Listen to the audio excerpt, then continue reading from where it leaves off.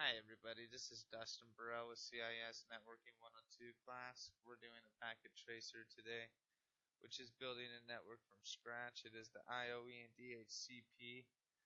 Basically, it is the 10.3.1.1 lab. And basically on this scenario, the chapter presents the concept of using the DHCP process in a small to medium-sized business network. However, DHCP also has other uses. With the advent of the Internet of Everything IoE, any device in your home capable of wired or wireless connectivity to a network will be able to access from just about anywhere. Using Packet Tracer for this modeling activity, perform the following task. Configure DHCP for IPv4, or IPv6 on a Cisco 1941 router. Configure a Cisco 1941 router or DHCP server-capable ISR device for IPv4 or IPv6 DHCP addressing. So first, we're going to go find our 1941 router. Put it right up here. Then we need a switch. 2960 switch is what they'd want us to use.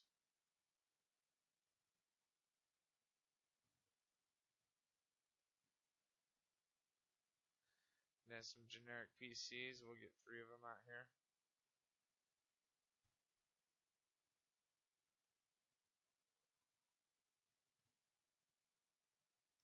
Get a couple laptops.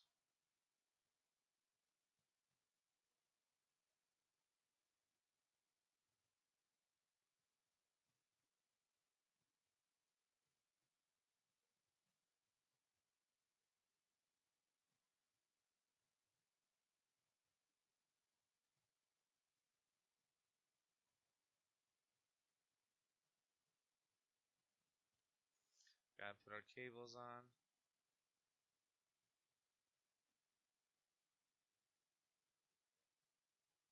Actually, we should hook it from. Okay, do the PCs first. We're just going to do port 1 through 5.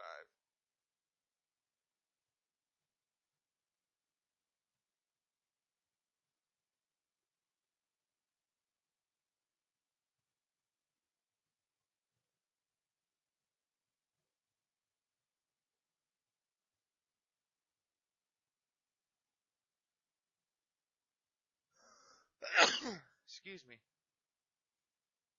So it's a little repetitive watching this, I know. As soon as you get it going, it's a pretty short packet tracer. Make sure these match on Gigabyte Ethernet 1. Okay, so after that, we're going to have to pretty much just configure our router now. Let's fast forward some time so we can get connected.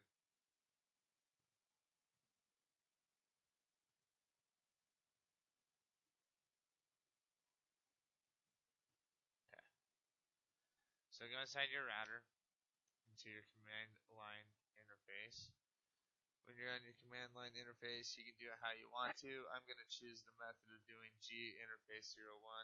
Of course, you have to do that command correctly because that's the interface we set our cable up on. So enable conf T to get into global executive mode.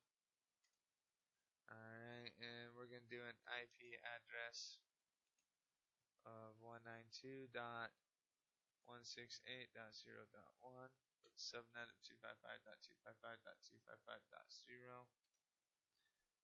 So run IP address 192.168.0.1. Oh, my bad. We gotta get the interface set up first. I hate that when I accidentally skip steps. G0/1. Enter. Now we can enter that IP address.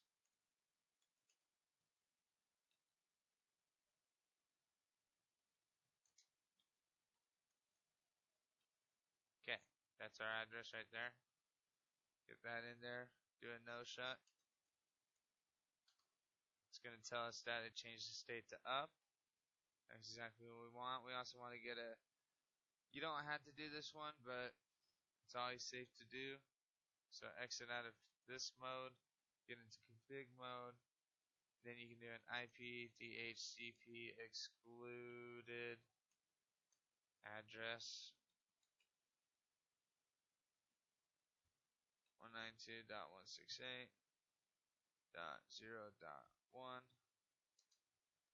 and make sure you do 1 through 10, so 192.168.0.10. And we got to do a pool, IDHCP pool. Local area network is a good name for it. Simple. And then make sure you get the network set up. And pretty much you'll be recognizing that this is coming from all the activities we did on chapter 10 with DHCP. Let's see here, 192.168.0.0.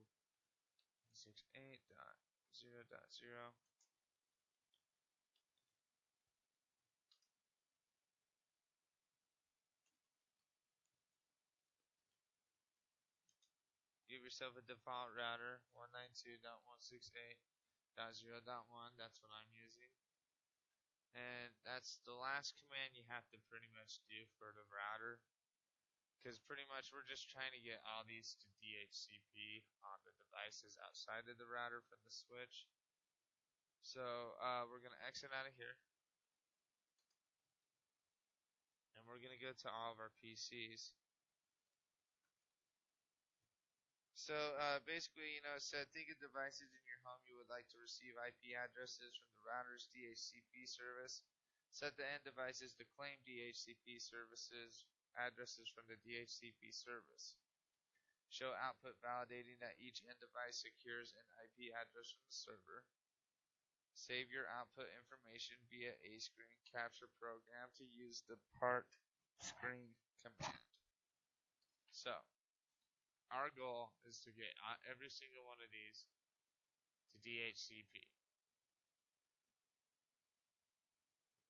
And wait to make sure that they're successful. First one's good. Second one, good.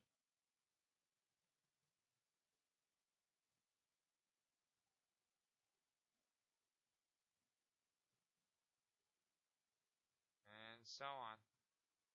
So, just got to get these two done.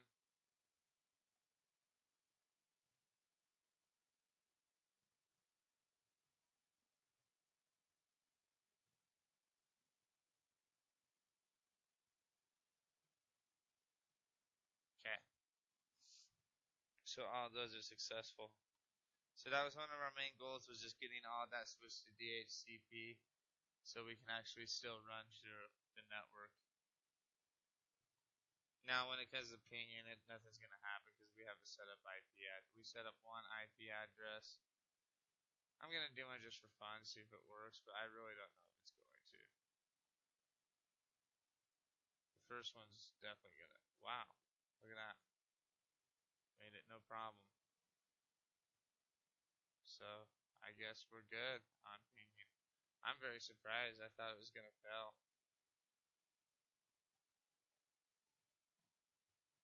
And the reason I say that is because when you do packet tracers on a setup network before you build it, there's certain restrictions.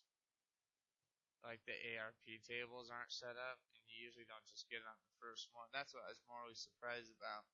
We got to go to the reflection questions now. Why would a user want to use a Cisco 1941 router to configure DHCP on his home network? Wouldn't a smaller ISR be good enough to use as a DHCP server? After researching this a little bit on the Cisco website, the 1941 is easy to set up for DHCP, and it has a relatively low cost. Newer ISRs would be far more than good enough. New ISRs would have more functionality that small businesses are likely to need. So a simple and less expensive 1941 would be the better option. Question 2 asks, how do you think small, medium-sized businesses are able to use DHCP IP address allocation in the IoE and IPv6 network world? Brainstorm and record 5 possible answers. The answers that I did come up with is 1. IPv6 allows more addressing, therefore more end devices, but with a similar setup in the router. 2. IPv6 is generally dynamic, so setting it up once on the router prevents network techs from having to set up each device. And 3. IPv6 can be configured with improved security compared to IPv4. I'm going to show you guys where I'm getting all these answers. And allows network, IPv6 can be configured with improved security compared to IPv4 and allows network administrators to better control resources and network device connectivity. This is where I'm getting my answers. And resource and access. I found most of these in the book and on the website of Cisco. A 4th answer would be enables companies to support multiple types of devices such as IP phones and laptops. And number 5 allows network administrators to configure some devices for easy remote access. I hope you guys enjoyed this video today. It was pretty much just building a network from scratch and making sure that it had the DHCP addresses from the PC to the router. Thank you for joining me on my video. Any comments or questions, let me know.